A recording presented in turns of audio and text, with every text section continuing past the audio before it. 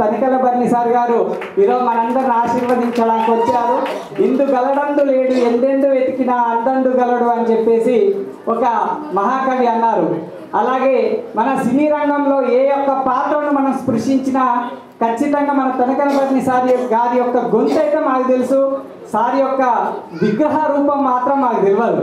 కానీ సార్ యొక్క స్వరాన్ని మేము అనేక చిత్రాలలో మేము విని ఆనందించి ఉన్నాము. అలాగే ముఖ్యంగా సార్ గురించి మనం ఒక 2 విషయాలు తప్పకుండా చెప్పుకోవాలి.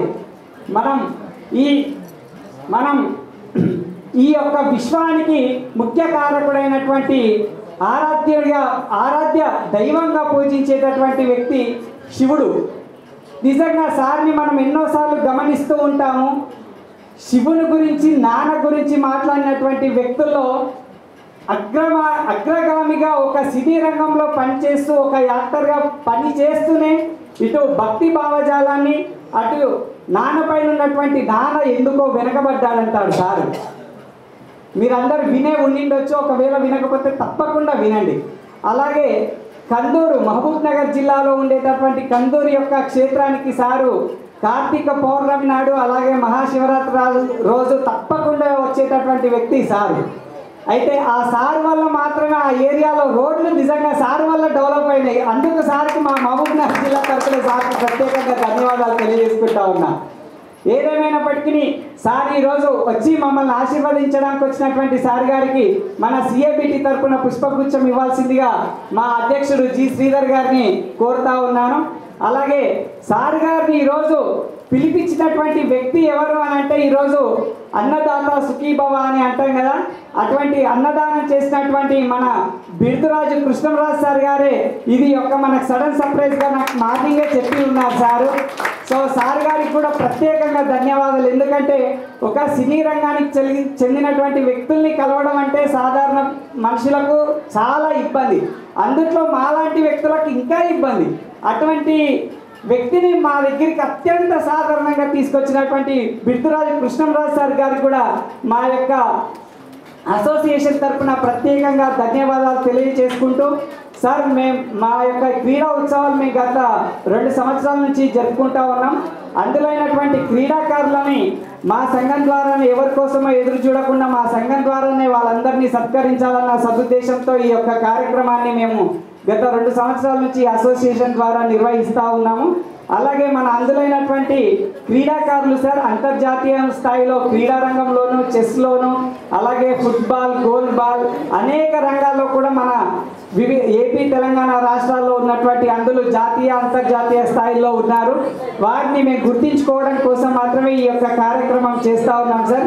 ఇటువంటి కార్యక్రమానికి మీరు రావడం వల్ల మాకు ఒక మంచి ఆనందం వేయడంతో పాటు ఒక 2-3 విషయాలు కూడా గుర్తుకొస్తున్నాయి సార్. ముఖ్యంగా మనకు సినీ రంగంలో కనుక గమనిస్తే ఈ మధ్య కొంత తగ్గినా కూడా అక్కడక్కడ వికలాంగులను దివ్యాంగులను ఒక హాస్యాస్పదమైనటువంటి పాత్రల్లోనే చూపించడానికి కొంత సినీ రంగం కొన్ని సందర్భాల్లో చూపిస్తున్నటువంటి సన్నివేశం మీకు కూడా తెలిసిందే సార్. అటువంటిని నిర్వహించేటటువంటి ప్రయత్నంలో మీరు ముందు వరుసలో ఉండి మా యొక్క భవిష్యత్తును మా దగ్గర ఎవరైతే విన్నర్స్గా ఉన్నారో అట్లాంటి వారిని కూడా సినీ రంగంలో మేము అంటే మా యొక్క పాత్రలు అంత హుందాగా ఉండేటట్టుగా మీరు సహకరిస్తారని, అలాగే మమ్మల్ని కించపరిచేటటువంటి ఎటువంటి అంశాలు సినీ రంగంలో ఏ సినిమాలో అయినా సరే ఉండకుండా ఉండేందుకు మీరు మాకు ఒక పితృస్థానంలో వచ్చి మీరు ఈరోజు మమ్మల్ని ఆశీర్వదిస్తున్నారు కాబట్టి అలాగే మిమ్మల్ని మేము పితృ స్థానంగా భావిస్తూ ఈ యొక్క కోరికలు కొన్ని మీ ముందు ఉంచాం. మీరు దీన్ని అన్యతగా భావించకుండా ఎవరైతే మా అందులలో ఉత్సాహపరులు ఉంటారో వారిని కూడా మీరు వీలైతే సినీ రంగంలో మమ్మల్ని కూడా తెరపైన కనిపించేందుకు, ఎందుకంటే రవితేజ అందరికీ తెలుసు రాజా ది గ్రేట్గా, కానీ అట్లాంటి రాజా ది గ్రేట్ రియల్గా ఎవరైతే బ్లైండ్స్ ఉండి ఎవరైతే యాక్టింగ్ పైన ఇంట్రెస్ట్ ఉంటుందో అట్లాంటి వారికి మీరు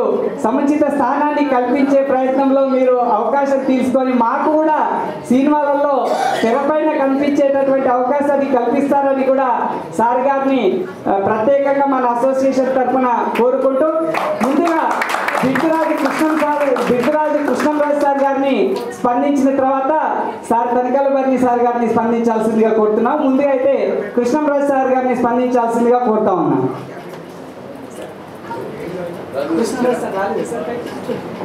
కృష్ణరాజు సార్ గొప్పతనం ఏందో నాకైతే అర్థం కాదు. కానీ మేము ఉమెన్స్ డే చేసినప్పుడు సుమారుగా మాకు 75,000 విలువైనటువంటి స్టిక్కులు ఇచ్చి ఆ డోర్ దగ్గర నాకు బ్యాగ్ ఇచ్చి వెళ్ళిపోయాడు.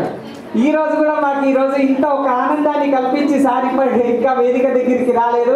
సరే, ఏదేమైనా సార్ యొక్క ఆశీర్వాదాలు మాకు ఎప్పుడు ఉంటాయని ఆశిస్తూ మనం ఉద్దేశించి సార్ ఎప్పుడు మనని ఈ యొక్క ఏమంటారు మన యొక్క ఆధునిక కాలంలో చాగంటి కోటేశ్వరరావు గారు గర్గపాటి తర్వాత నాకు ఆధ్యాత్మికంగా ఎప్పుడు వినిపించేటటువంటి ఒక గొంతు తనికల భర్తీ సార్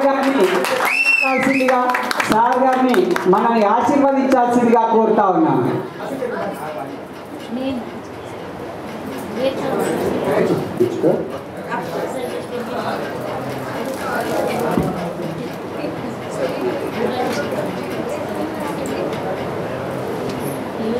అందరికీ నమస్కారం.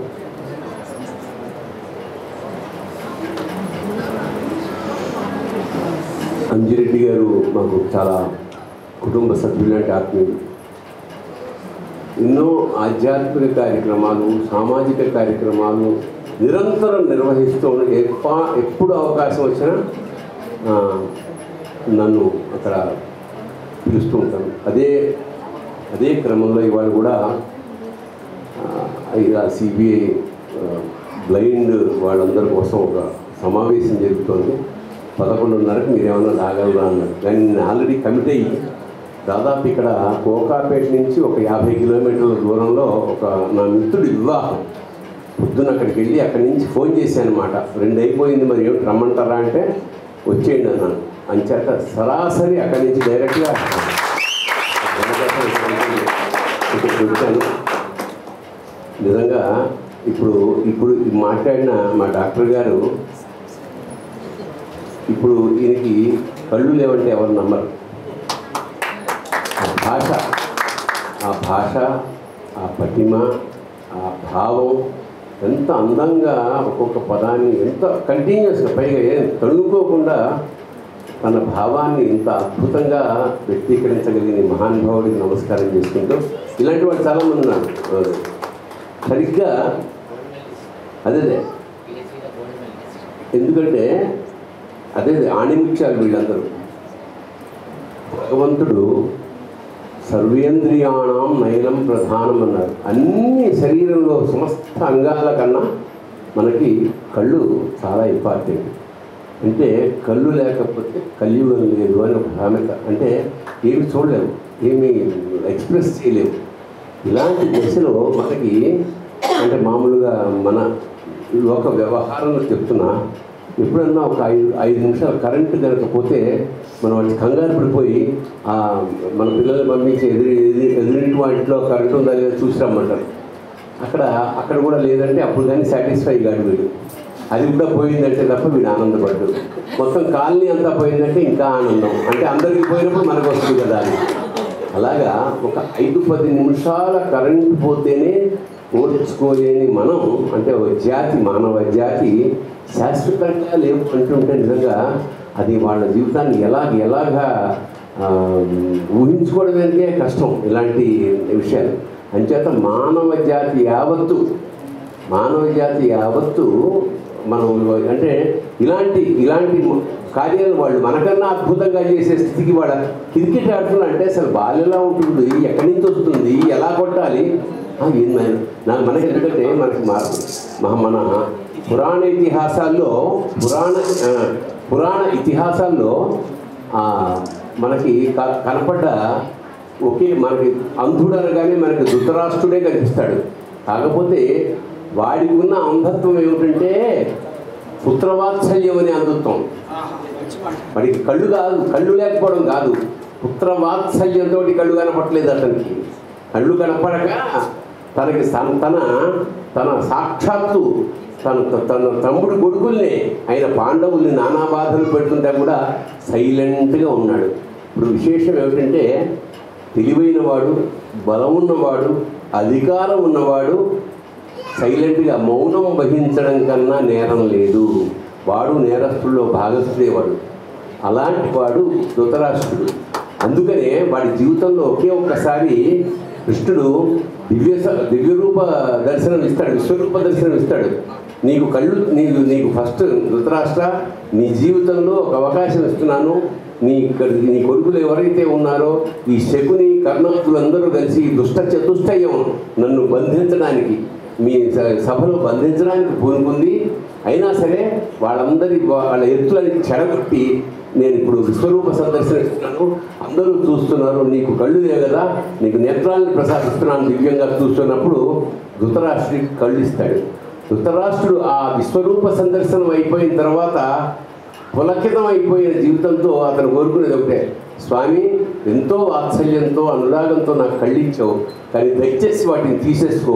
ఎందుకు తెలుసా, నిన్ను చూసిన తర్వాత ఈ దరిద్రాన్ని, ఈ చతుష్టయాన్ని, ఈ ప్రపంచాన్ని నేను చూడలేను, నా బొద్దు కళ్ళు అని మళ్ళీ తీసేసుకోమని ప్రార్థిస్తాడనమాట. అది మనకి ధృతరాష్ట్రుడి కథ.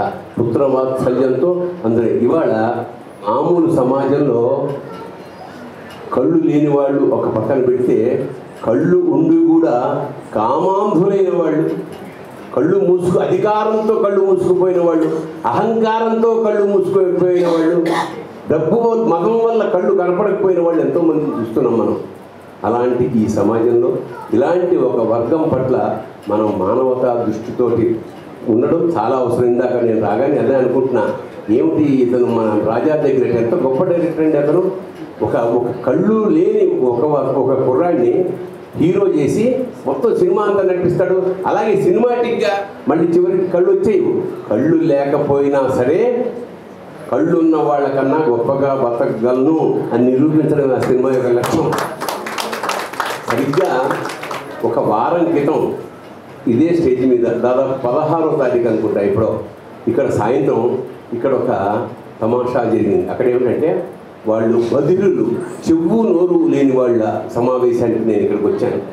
అక్కడ జరిగిన విశేషం ఏమిటంటే ఒక పుస్తక ఆవిష్కరణ.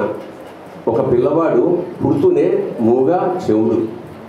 అయితే మరి ఇది మీ అందులోకి అది వర్తిస్తుందో లేదో నాకు తెలియదు, కానీ ఆ తల్లి ఎప్పుడైతే పిల్లవాడు వినట్లేదు, మాట్లాడట్లేదు అని భయపడిందో, ఆ ఇనిషియల్ స్టేజెస్లోనే డాక్టర్ దగ్గర తీసుకెళ్ళి మెల్లిగా ట్రైనింగ్ ఇవ్వడం ప్రారంభించింది.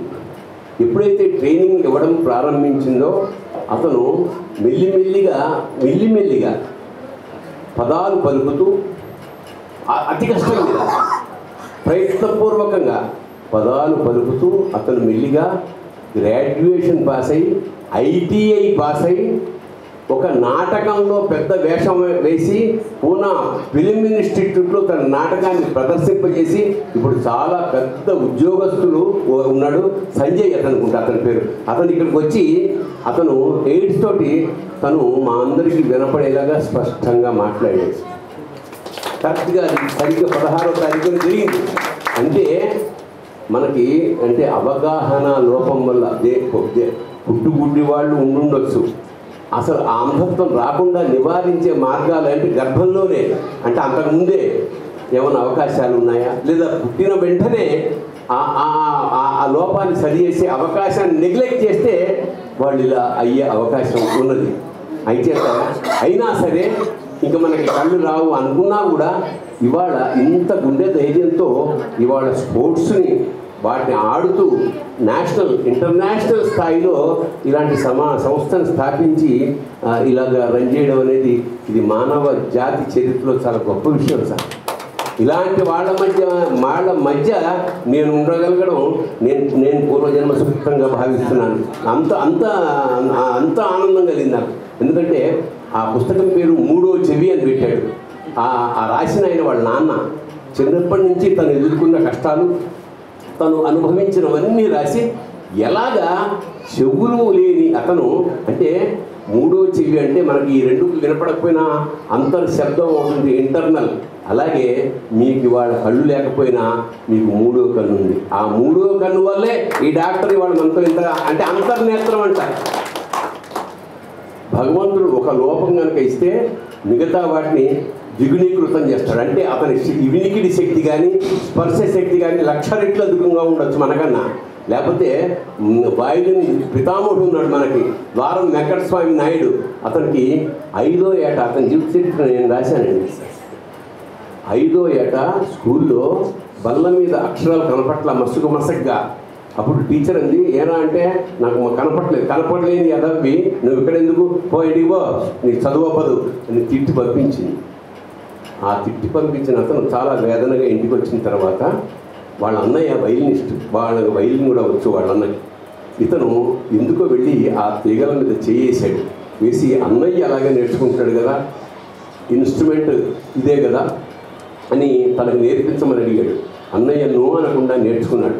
ఇప్పుడు ఇతనికి ప్రపంచం ఏం లేదు కానీ ఇంకా ఇదొకటే ప్రపంచం అయిపోయి వైలిన్ అలాగే రాక్షస సాధన రోజుకు 18 గంటలు 20 గంటలు సాధన చేసి ప్రపంచంలోనే అత్యున్నతమైన కళాకారుడుగా నాయుడు గారు ద్వారం వెంకటస్వామి నాయుడు గారు అనగానే మనకు వైలిన్ కళ్ళ ముందు కడుతుంది. అలాగా అంధత్వాన్ని జయించి ప్రపంచానికి ఆనందాన్ని పెంచిన మహానుభావుడు. అలాంటి వాళ్ళందరి మధ్య నేను వాళ్ళ ఉన్నాం నాకు నిజంగా గర్వకారణంగా నేను భావిస్తున్నాను. ఈ సందర్భంగా నేను శభాషా శంకరాన్ని కొన్ని తెలంగాణ యాసలో కొన్ని పద్యాలు రాశాను. ఇది రాస్తున్న క్రమంలో ఒకసారి ఏమైందంటే బ్లాక్ అనే ప్రోగ్రాం వచ్చింది. ఆ బ్లాక్లో చాలామంది సింగర్స్ ఈ అంధులే కళ్ళు లేని వాళ్ళు వచ్చి పాడేవారు.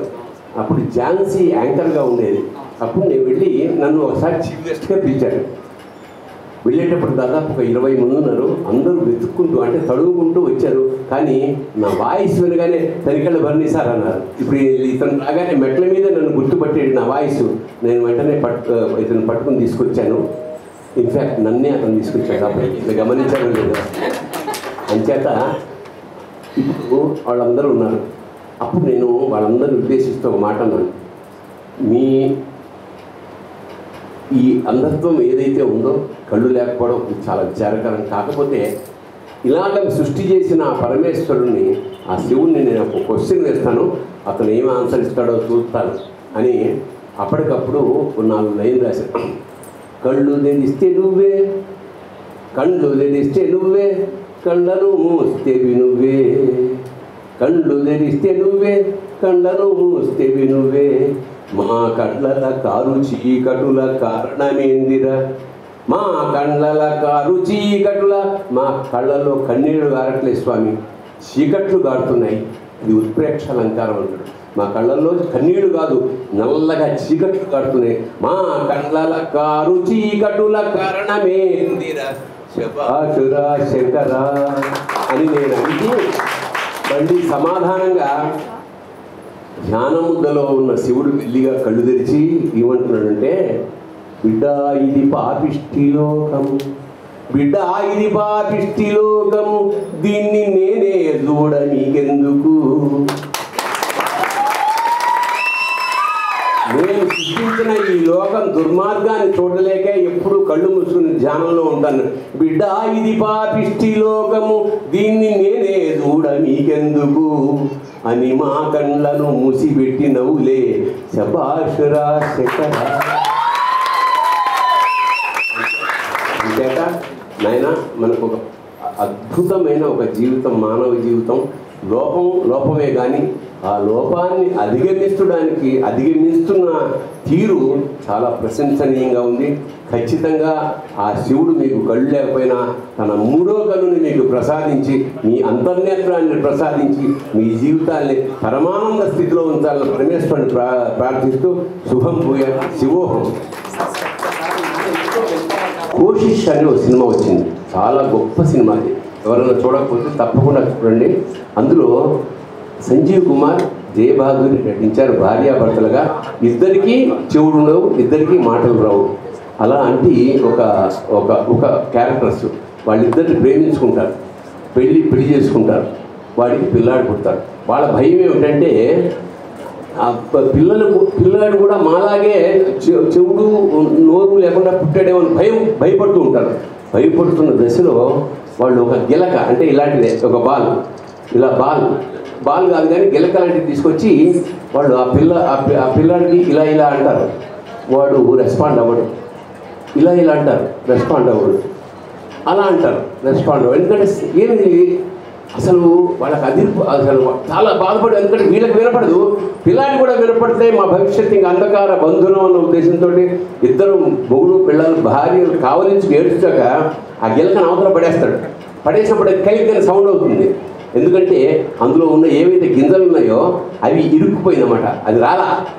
ఆ తర్వాత వాళ్ళు తీసినప్పుడు అది మోగుతున్నాయి. అప్పుడు అనగానే ఇటు చూస్తాడు, అది అలాగా ఈ సౌండ్ వచ్చిన వైపు చూడడం వల్ల మళ్ళీ అమ్మయ్య మా పిల్లాడికి లోపల లేదని ఆనందిస్తా. అంత గొప్పగా తీశాడనమాట ఆ కోషిస్ అని ఇస్తున్నాడు. తప్పకుండా చూడండి. అయ్యా మీకు కావాలా? ఇప్పుడు నాన్న ఎందుకో వెనకబడ్డాడు. అమ్మ 9 నెలలు పోస్తే నాన్న 25 ఏళ్ళు. రెండూ సమానమే అయినా నాన్న ఎందుకో వెనకబడ్డాడు. ఇంట్లో జీతం తీసుకోకుండా అమ్మ తన జీతం అంతా ఇంటికే ఖర్చు పెడుతూ నాన్న, ఇద్దరి శ్రమ సమానమే అయినా నాన్న ఎందుకో వెనకబడ్డాడు. ఏది కావాలంటే అది వండి పెడుతూ అమ్మ, ఏది కావాలంటే అది కొనిపెడుతూ నాన్న, ఇద్దరి ప్రేమ సమానమే అయినా అమ్మకు వచ్చిన పేరు ముందు నాన్న ఎందుకో బాగా వెనకబడ్డాడు. ఫోన్లోనూ అమ్మ పేరే, దెబ్బ తగిలినప్పుడు అమ్మ అని పిలవడమే, అవసరం వచ్చినప్పుడు తప్ప మిగతా అప్పుడు గుర్తురానందుకు నాన్న ఏమైనా బాధపడ్డా ఏమో. ఇద్దరూ సమానమైనా పిల్లల ప్రేమని పొందడంలో తరతరాలుగా నాన్న ఎందుకో బాగా వెనకపడ్డాడు. అమ్మకి మాకు బీరువా నిండా రంగురంగుల చీరలు బట్టలు, నాన్న బట్టలకు దండెం కూడా నిండదు. తనను తాను పట్టించుకోవడం రాని నాన్న ఎందుకో మాకు కూడా పట్టనంత వెనకబడ్డాడు. అమ్మకి అన్నో కొన్నో బంగారు నగలు, నాన్నకి బంగారు అంచు ఉన్న పట్టు పంచ ఒకటే. కుటుంబం కోసం ఎంత చేసినా తగినంత గుర్తింపు తెచ్చుకోవడంలో నాన్న ఎందుకో బాగా వెనకబడ్డాడు. వయసు మళ్ళాక అమ్మ అయితే ఇంట్లోకి పనికొస్తుంది, నాన్న అయితే ఎందుకు పనికిరాడు అని మేము తీర్మానం చేసుకున్నప్పుడు కూడా వెనకబడింది నాన్నే. నాన్న ఇలా వెనకబడ్డానికి కారణం ఆయన ఇలా అందరికీ వెన్నెముక కావడమే. వెన్నెముక ఉండబట్టే కదా దన్నుగా నిలబడగలుగుతున్నాం. ఇదేనేమో బహుశా వెనకబడిపోవడానికి కారణం.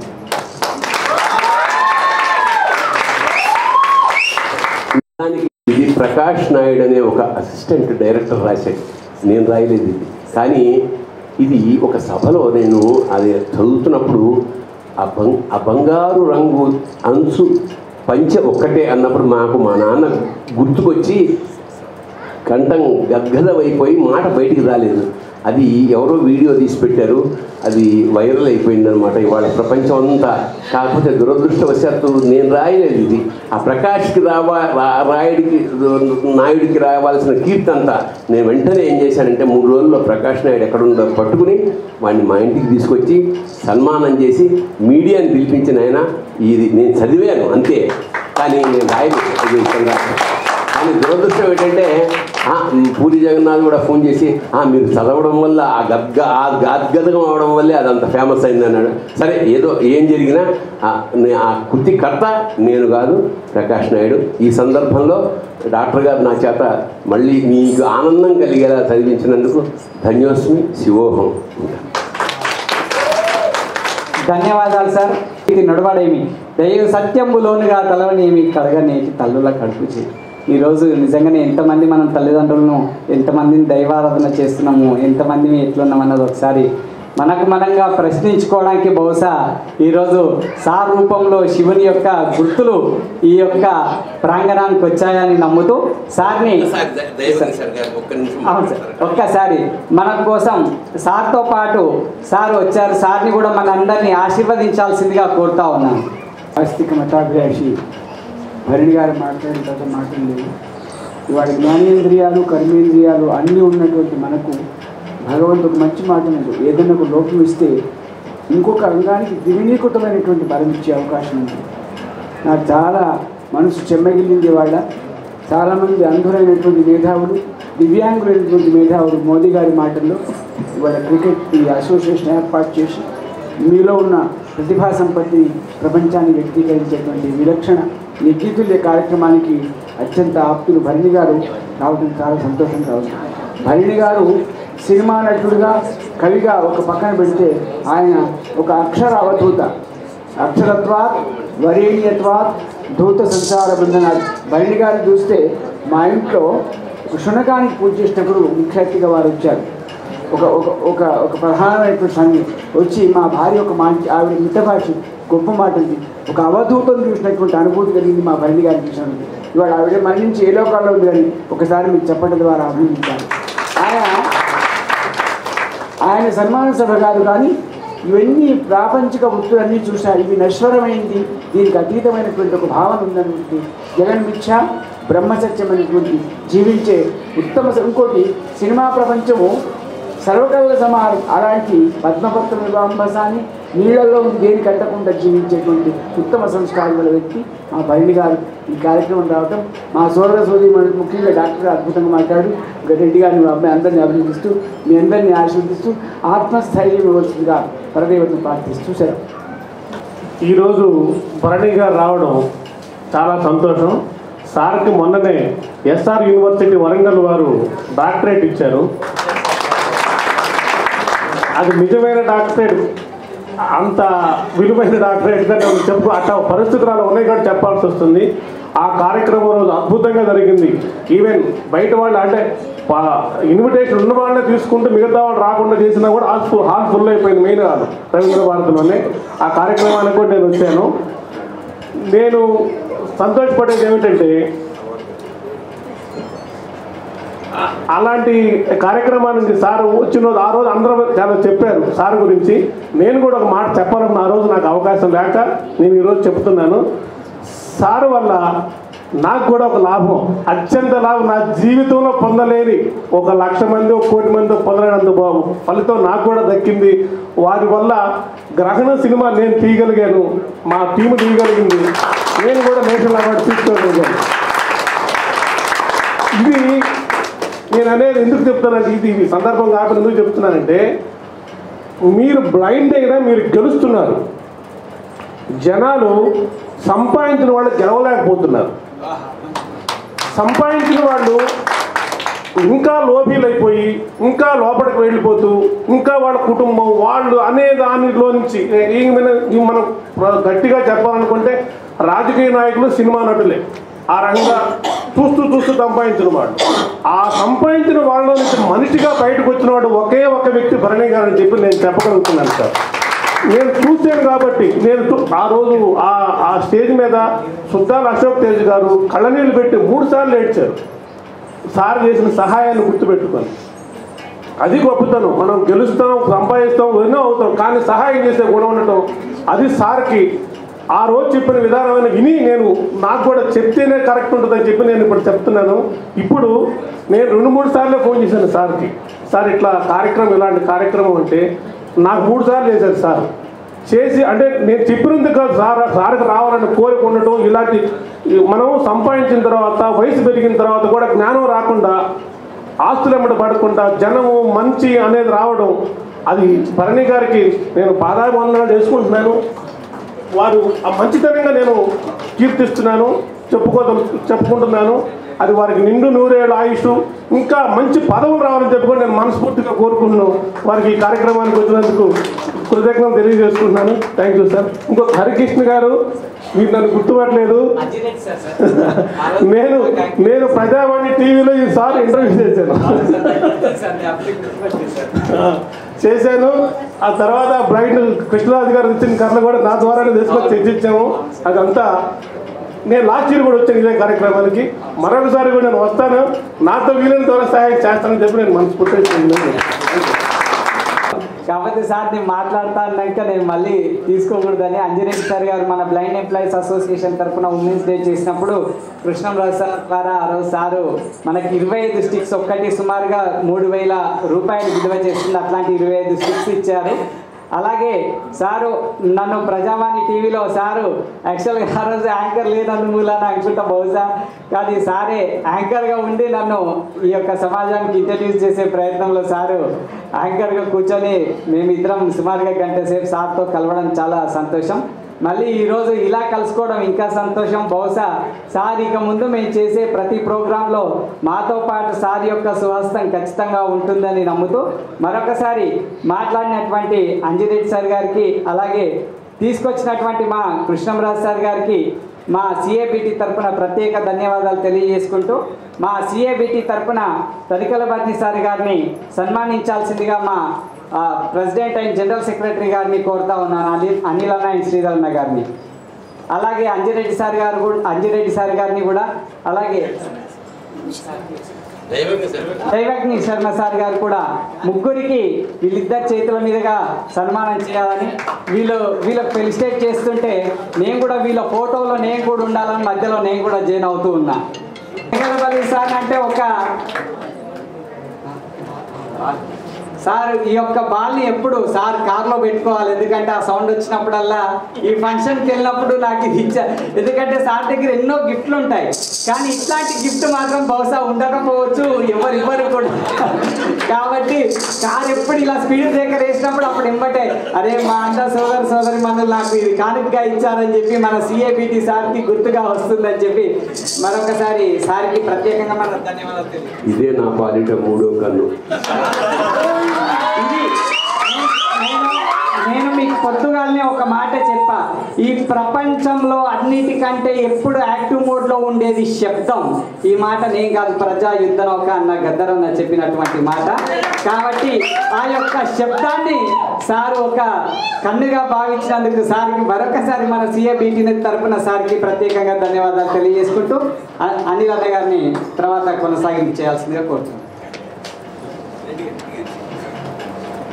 ఒక్క నిమిషం, దైవజ్ఞ శర్మ గారికి సన్మానించాల్సిందిగా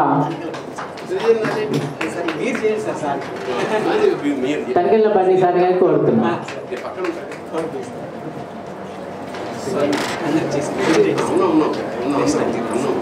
నెక్స్ట్ అంజిరెడ్డి సార్ గారిని కూడా సన్మానించాల్సిందిగా మన బోర్డు మెంబర్స్ని కోరుతున్నాం.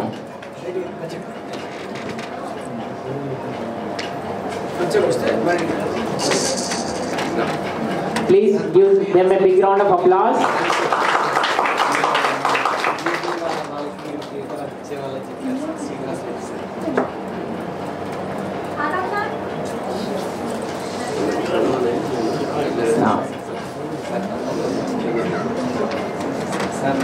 సార్ ఇంతవరకు భోజనం చేయకుండా ముందు కార్యక్రమం అయిన తర్వాత భోజనం చేద్దామని వెయిట్ చేస్తున్నారు. ఆ కార్యక్రమంలో కూడా తినకుండా వచ్చేసారు అన్నమాట. ముందు భోజనం చేయాలి సారు, అందుకని వెయిట్. సార్ ఒక్క 2 minutes సార్. ఇద్దరు మీ సమక్షంలో మాట్లాడాలనుకుంటున్నారు. వాళ్ళు మార్నింగ్ నుంచి మాకు వాలంటీరింగ్ చేస్తున్నారు, ఎప్పుడు కూడా హెల్ప్ చేసేవాళ్ళు sir. First I request Pallavi madam to say few words. Please give them a big round of applause.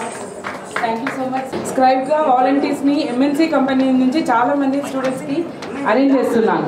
So ఈ సందర్భంగా నేను స్క్రైబ్ని అరేంజ్ చేసే టైంలో ఫేస్ చేసిన అబ్స్టాకిల్స్ అన్నిటి కోసమని ఒక చిన్న వెబ్సైట్ క్రియేట్ చేయబోతున్నాను. ఇక్కడ నుంచి స్క్రైబ్గా మీకేం కావాలో మీరు అందులో ఎన్రోల్ చేసుకుంటే స్టూడెంట్ డీటెయిల్స్ అన్నీ ఆల్రెడీ అందులో ఎగ్జిస్ట్ అవుతాయి. సో మీకు ఏ టైంలో ఎగ్జామ్ ఉందో స్టూడెంట్ ఆ టైంలో మీకు డైరెక్ట్గా వచ్చేస్తారు. మీరు ఇంకెవరిని అప్రోచ్ అవ్వాల్సిన అవసరం లేకుండా నా వంతుగా నేను ట్రై చేస్తున్నాను. ఇది నాకు ఇష్టమైన యాక్టర్ తనికెళ్ళ బర్ని సార్ ముందు అనౌన్స్ చేయడం నాకు రియల్గా I'm so happy, I'm blessed sir. Because ఇప్పుడు నేను ఓన్లీ హైదరాబాద్లో కాదు, చెన్నై, కోయంబత్తూర్, ముంబై, ఇంకా చాలా ప్లేసెస్లో స్క్రైబ్గా నన్ను అడుగుతున్నారు. So I'm arranging for them on behalf of to everyone. Please utilize that opportunity and in a proper way. Thank you so much. ఇంకొక వ్యక్తి ఉన్నారు సార్, ఉజ్వల్ అన్నని స్టేజ్ పైకి రావాల్సిందిగా కోరుతున్నాము సార్. ఉజ్వల్ అన్న యాక్చువల్లీ హీస్ డైరెక్టింగ్ ఏ ఫిలిం సార్. అది అజయ్ రెడ్డి, మన Indian blind cricket team captain and రీసెంట్గా అర్జున అవార్డు పొందినటువంటి వ్యక్తి పైన ఒక ఫిలిం చేస్తున్నారు సార్. ఉజ్వల్ అన్న ఒక 1 minute మాట్లాడాల్సిందిగా కోరుతున్నాను. దైవజ్ఞ శర్మ గారికి అందరికీ నమస్కారం. యాక్చువల్గా మీ బాల్ ఏదైతే మీ చేతిలో ఉంది కదా సార్, మనకి తెలియాల్సిన విషయం ఏంటంటే బ్లైండ్ క్రికెట్ వాళ్ళు ఇప్పటిదాకా 5 times కంటిన్యూస్గా వరల్డ్ కప్ గెలిచారు. 2012, 2014, 17, 18 అండ్ రీసెంట్గా 22 ఆల్ వరల్డ్ కప్స్ మనం పాకిస్తాన్ మీద గెలిచాం సార్. రీసెంట్గా 22లో కూడా అయ్యింది. ఇప్పుడు ఇయర్ మళ్ళీ పాకిస్తాన్లో ఉంది T20 వరల్డ్ కప్. సో యాక్చువల్గా నేను అదే చెప్దాం అనుకున్నాను. ఇప్పుడు వాళ్ళు చెప్పారు కదా, సో వీళ్ళతో నేను ఒక డెమో షూట్ కూడా చేశాను. అందులో మన వాళ్ళు కొంతమంది యాక్ట్ చేశారు, గణేష్ అని, తర్వాత లింగమూర్తి, వీళ్ళందరూ యాక్ట్ చేశారు. సో డిఓపికి ఫేవరెట్ యాక్టర్ ఎవరు అంటే మొత్తం మందిలోకి గణేష్. యాక్చువల్లీ ఫుల్ బ్లైండ్ అంట. గణేష్ ఒకసారి నిలబడరా. సో గణేష్ మా డిఓపి ఫేవరెట్ యాక్టర్ సార్ అతను. సో ఆల్రెడీ నేను ఆ ప్రయత్నంలో ఉన్నాను. మన blind cricket captain X captain Ajay Reddy అని అబ్బాయి, గుంటూరు అబ్బాయి అనమాట. సో అతను బయోపిక్ కోసం అని చెప్పి నేను రైట్స్ తీసుకున్నాను. మీ పద్యం నేను అక్కడ కూర్చొని నేను చెప్తున్నా, మీరు చెప్తుంటే, ఎందుకంటే ఈ సినిమాలో అది వాడదాం అనుకుని నేను పక్కన తీసుకొని పెట్టుకున్నాను అనమాట. సో అది చెప్దామని అనుకున్నాను. మీకు ఇంకొక విషయం, దాదాపు అంటే ఇండస్ట్రీకి వెళ్ళక ముందు నేను ఒక క్రిస్టియన్ కమ్యూనికేషన్ సెంటర్లో పనిచేస్తున్నప్పుడు ఒక ఇక అంటే దివ్యాంగుల స్కూల్ ఒకటి ఉండేది. ప్రతి సంవత్సరం బిషప్ బర్త్డే నాడు వాళ్ళు నాటకం వేసేవాళ్ళు. అందులో అంధులు, చెవుడు వాళ్ళు, కాళ్ళు చేతులు లేని వాళ్ళు అందరూ ఉండేవారు. వాళ్ళకి నేను దాదాపు 1 వీక్ ట్రైనింగ్ అనమాట. ఆ రోజు 1 వీక్ ముందు వచ్చి వాళ్ళకి స్క్రిప్టు ఏదో రాసుకొచ్చేవాడిని. కానీ నా స్క్రిప్ట్ కన్నా అప్పటికప్పుడు వాళ్ళు చెప్పే డైలాగులు పరమాద్భుతంగా ఉండేవి. వాళ్ళు ఎంత స్పాంటేనియస్, నాకు ఆశ్చర్యపోతుంది ప్రతిసారి. నేను రాసిన స్క్రిప్ట్ కన్నా కనీసం 100 రెట్లు గొప్పగా చేసి ఆ రోజు వాళ్ళ అతిథులు అలరించేవారు అన్నమాట. అంచేత అప్పుడే తెలుసు నాకు. ఎందుకంటే ఒక పిల్లాడు నన్ను రాగానే నేను ఏమైనా బాగున్నావు అంటే పరిగెత్తుకు వచ్చేవాడు. వాడిని అక్కడ స్కూల్లో టెస్ట్ చేయమన్నారు.